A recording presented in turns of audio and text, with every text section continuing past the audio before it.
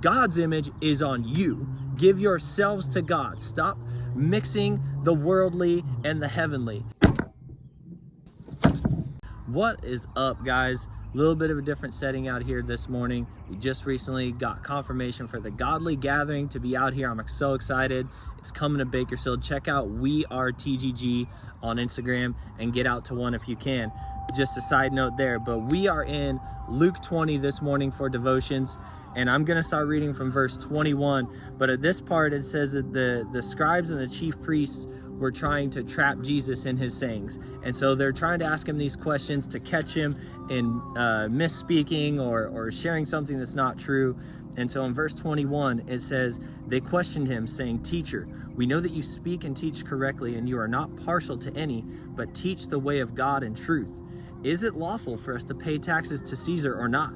But he detected their trickery and said to them, "Show me a denarius. Whose likeness and inscription does it have?"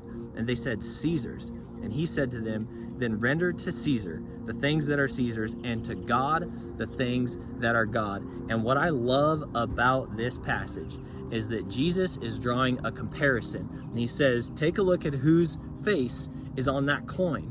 And they see that it's Caesar's. And he says, okay, well then give him what is his.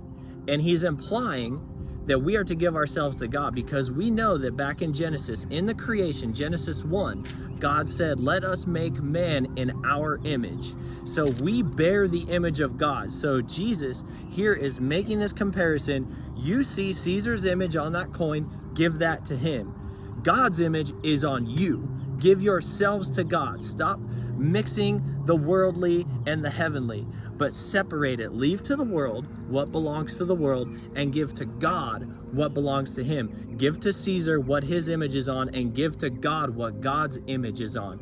And in Romans 12, it says that we should give our bodies as a living and holy sacrifice, pleasing and acceptable to God, and that is our spiritual service of worship, when we give ourselves, our lives, and our bodies to God. And I just wonder, when other people see you, when you interact with other people, and you encounter people just at the store or driving down the road or wherever you go at work, are they seeing the image of God that is placed in you?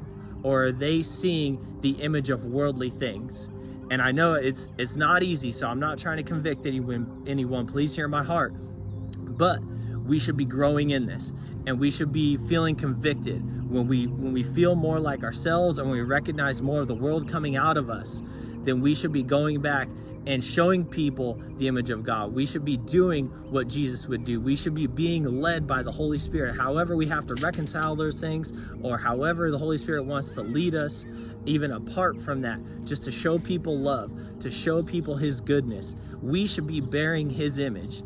We shouldn't be bearing the image of worldly things. So let's set aside the worldly things. Let's leave that to the world and leave that where it belongs, because we are eternal. So let's not try to mix the eternal with the worldly and the temporary, and let's give ourselves to the one who bears our image.